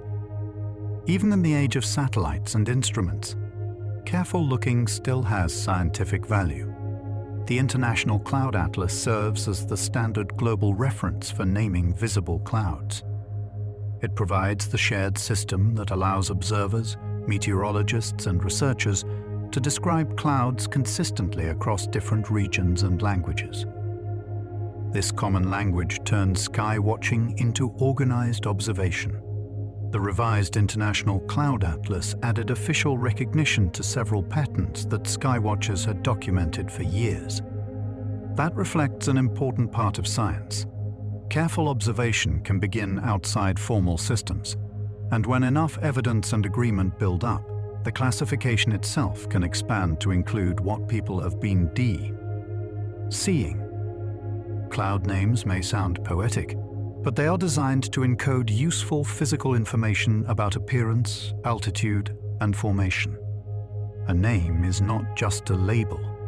It often contains clues about whether the cloud is layered or lumpy, high or low, icy or rainy, widespread or convective.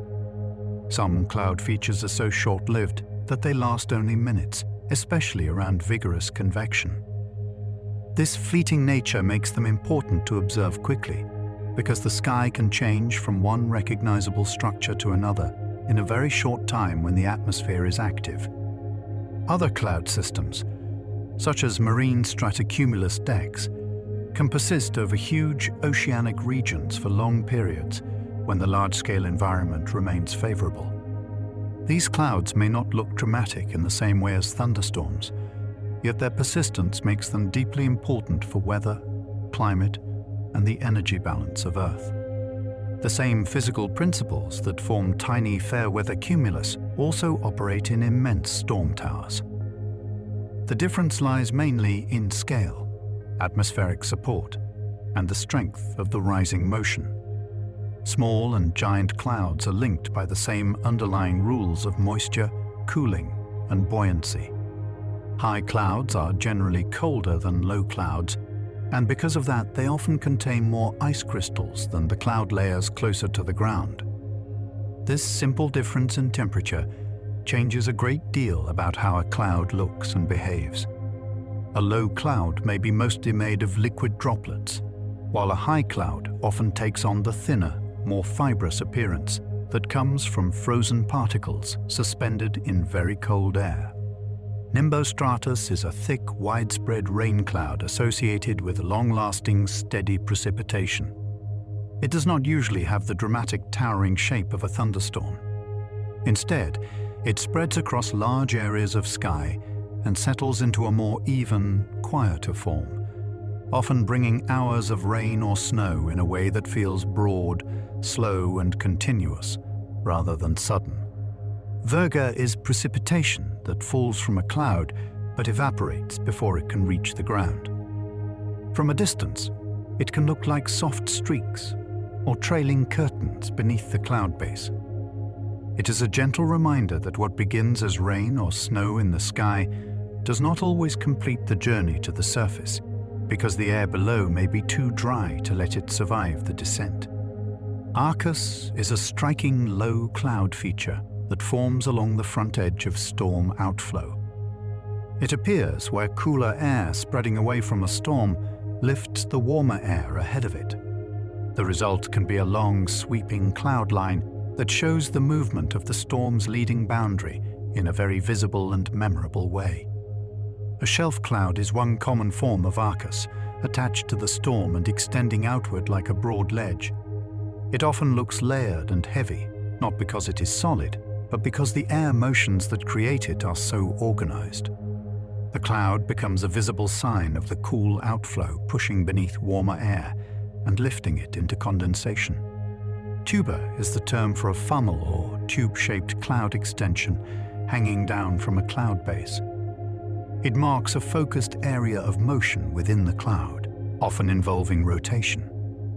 The feature itself is a cloud form, visible because moisture has condensed in that descending shape, giving structure to air movement that would otherwise remain unseen. A tuba does not automatically mean a tornado, because the rotating feature may never connect with the ground. That distinction is important and calm to remember. The sky may show a narrow funnel shape, but unless the circulation reaches the surface, it remains a funnel cloud rather than a tornado. Pileus is a smooth cap cloud that can form above a rapidly growing convective tower. It develops when the strong upward motion of the main cloud pushes moist air above it high enough to cool and condense into a separate thin layer. The cap often looks delicate and polished, resting briefly above the more textured cloud below. Velum is a thin, veil-like accessory cloud that can wrap around the middle of a growing convective cloud. It forms when surrounding moist air is lifted enough by the developing cloud to condense into a narrow attached sheet. It gives the cloud a layered or skirted appearance, adding another visible clue that strong growth is underway. Panis refers to ragged fragments of low cloud that often appear beneath precipitating cloud systems. These torn-looking pieces form in moist, turbulent air below the main cloud deck. Their rough shape reflects constant mixing, condensation, and evaporation happening close to the lower edge of the storm environment. Murus is the official cloud term for the localized lowered cloud base, often called a wall cloud. It stands out because part of the cloud base descends lower than the surrounding area, usually in a focused inflow region. This feature matters because it points to especially organized motion under the storm, not just to an ordinary uneven base. Cauda is a tail-like horizontal cloud feature connected with inflow into a storm. It can look like a narrow extension reaching toward the main lowered cloud area. Rather than being random decoration, it often marks the path of moist air being drawn into the storm's circulation.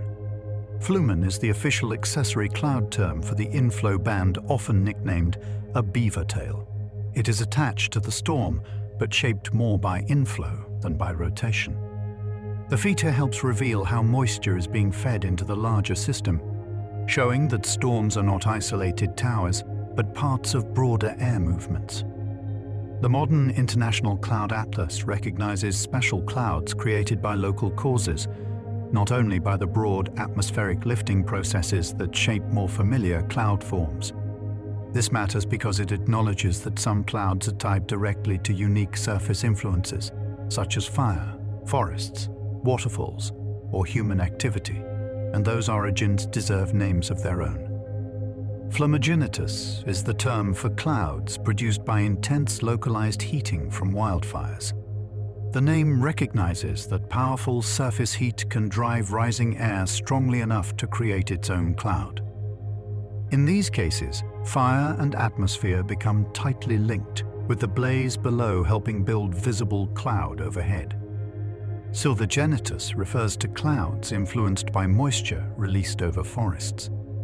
Forests do more than sit beneath the sky.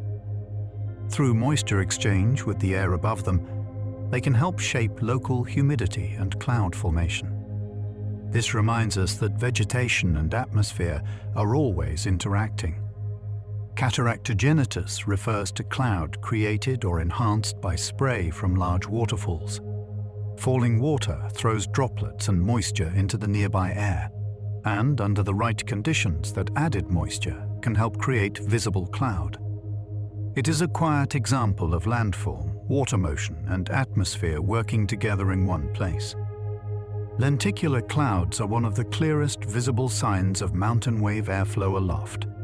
Their smooth lens shape marks the crests of standing waves created when air flows over mountains and oscillates beyond them. Even when the wind is strong, the cloud may appear fixed in place because the wave pattern itself stays in the same location. Marine stratocumulus commonly forms over cool eastern ocean basins where cold, upwelled water chills the air above.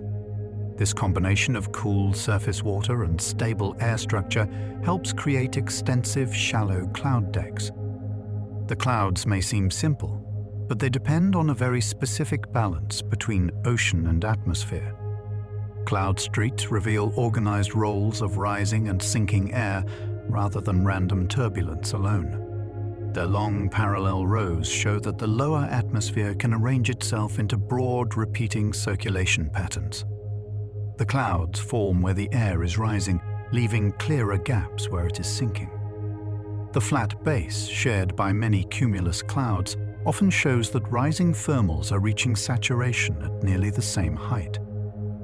Even though the tops may differ in size and texture, the lower boundary can line up surprisingly evenly across the sky.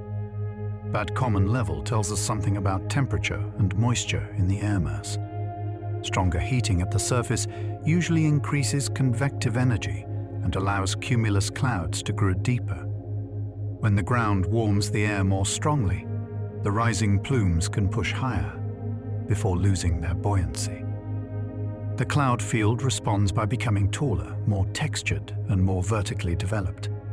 A field of small, fair-weather cumulus can exist even when the atmosphere above is too stable for thunderstorms. This is why puffy clouds on a warm day do not automatically mean severe weather is coming. The lower atmosphere may support gentle rising motion while the air above still prevents much deeper growth. The presence of abundant supercooled liquid water affects how electric charge is exchanged among ice particles inside a thunderstorm. That means lightning behavior is shaped not only by the storm's size, but also by the exact mix of liquid and frozen water within it. The microphysical details matter greatly. The sign of the charge that Graupel carries can depend on temperature and on the amount of liquid water present in the cloud. This shows that storm electrification is sensitive to the exact internal environment. The electrical structure is not fixed in a single, simple way, but changes with cloud conditions. Because cloud electrification depends on cloud microphysics, structure, and storm intensity together, lightning production emerges from several processes working at once. A storm needs the right particle interactions, the right vertical motions, and the right internal layering before strong electrical separation can develop. Not every deep cloud becomes a thunderstorm, because enough instability, moisture, and sustained growth all have to be present together. A cloud may look tall and impressive, yet still fail to develop lightning or severe weather. The atmosphere can allow growth without fully supporting the next stage. Some towering cumulus clouds collapse before they ever become mature thunderstorms if they lose buoyancy or mix too much with dry surrounding air. In those moments, a cloud that looked full of promise begins to weaken, its droplets evaporate, and its structure starts to soften and fall apart. NASA AIM mission was launched specifically to study noctilucent clouds in detail. These very high, night-shining clouds are unusual enough to require their own focused scientific mission. By observing them carefully, scientists could learn more about one of the highest visible cloud forms in Earth's atmosphere. Early AIM observations showed that noctilucent clouds can be widespread and can also change noticeably from hour to hour or day to day. This means they are not rare fixed decorations high above the poles, but active and variable parts of the upper atmosphere, responding to changing conditions in ways that can be tracked. The brightness of noctilucent clouds can vary over surprisingly short distances, revealing how structured the upper atmosphere can be. Even when seen as one broad glowing display, different parts may be thicker, thinner, brighter, or fainter.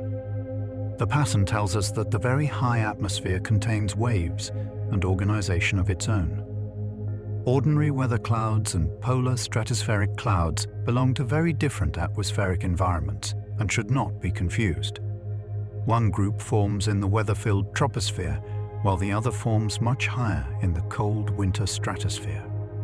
Their appearances may both be beautiful, but their physics and importance are not the same. A cloud's underside often appears darker because less light makes its way downward through the full depth of the cloud. The particles inside scatter and absorb light along the path, So by the time that light reaches the bottom, it is weaker. That is why a cloud can look bright on top and grey below at the same time. Thick nimbostratus can dim daylight so much that midday begins to feel almost like evening. The effect comes not from darkness being added, but from sunlight being greatly reduced by a deep, widespread layer of cloud. This is one of the clearest ways a cloud can quietly reshape the feeling of an entire day. Clouds can moderate the daily range of temperature by reducing surface heating during the day and reducing heat loss at night. They act as both reflectors and insulating layers, depending on the time and type of cloud. This is why cloudy periods often feel more even in temperature than clear ones. A cloudy night is often warmer than a clear night because clouds absorb and re-emit infrared energy rising from the surface. Without that cloud cover, more of the heat escapes directly to space. With clouds overhead, some of that energy stays closer to the ground for longer. A bright day beneath widespread low cloud is often cooler than a clear day because much of the incoming sunlight is reflected before it can reach the surface. Even without precipitation, cloud alone can strongly change the day's temperature simply by altering how much solar energy arrives below. Cloud cover therefore influences local weather even when it produces no rain at all. It changes light, temperature, and the amount of energy reaching the ground. In that way, clouds shape the character of a day even when they remain quiet and dry. Ground observations remain valuable because some cloud features, such as halos and the shapes hanging from cloud bases, are easiest to recognize by eye from below. Instruments and satellites reveal many things, but the human view from the ground still captures details that matter for understanding what kind of cloud is present. Ground observers can also tell whether falling precipitation is actually reaching the surface, which helps separate virga from true precipitation. From a distance or from above, this may not always be obvious. Careful looking from the ground adds important context to what the cloud is really doing. The underside of a shelf cloud often marks the leading surge of cool outflow air from a storm. This means the cloud is not just a dramatic shape, but a visible edge to a moving pool of air spreading outward from the storm's core. Its form tells a story about the motion beneath it. War clouds form in strongly focused inflow regions beneath some severe thunderstorms. They are not random low patches, but signs that moist air is being drawn inward and upward in a concentrated way. Their presence shows how organized some storm structures can become. A funnel cloud becomes a tornado only if the rotating column reaches the ground. Until then, the feature remains a cloud expression of rotation aloft. This distinction is important because it separates visual drama from actual surface contact. Cloud organization often tells meteorologists as much as the type of cloud itself, because patterns reveal the airflow responsible for making them. A single cloud may be interesting, but a field of clouds arranged in rows, waves, or bands can reveal the larger structure of the atmosphere. The atmosphere can use cloud to reveal otherwise invisible boundaries between air masses. Where different air masses meet, rise, or interact, cloud often forms along the boundary and makes that hidden structure visible. In that way, clouds draw lines through the sky that the air itself could not show us alone. Some line-shaped clouds form where sea breezes or other converging flows force air upward along narrow zones. The cloud appears because air coming together has nowhere to go but up, and that upward motion cools it enough for condensation. A line of cloud can therefore trace a line of converging wind. Cloud layers are often capped by inversions, which suppress further vertical growth and encourage spreading sideways instead. When rising air meets a warmer layer above it, upward motion weakens, and the cloud tends to flatten into a broader sheet. The shape of the cloud is then reflecting the stability of the air above. In stable air, even small differences in topography can be enough to create visible wave or orographic cloud patterns. A modest ridge or slope may influence the flow just enough for cloud to form in repeated bands or lenses. The atmosphere is sensitive enough that even gentle terrain can leave a visible signature in the sky.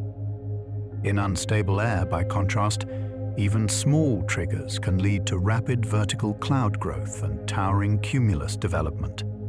A little extra heating, a slight lift, or a small local contrast can be enough to set stronger convection in motion. The sky responds quickly when the atmosphere is ready to rise. Some of the most dramatic cloud scenes come from the interaction between cloud microphysics and large-scale atmospheric motion, not from one process acting alone. Tiny droplets, ice crystals, wind patterns, lifting, cooling, and turbulence all work together. What looks serene from below is often the result of many layered processes quietly meeting in one moving piece of sky. And as the sky slowly changes and reshapes itself above the sleeping world, each cloud remains a gentle sign that invisible air is always in motion, always balancing water, light, temperature, and height in its own quiet way, drifting on without hurry through the vast and patient atmosphere.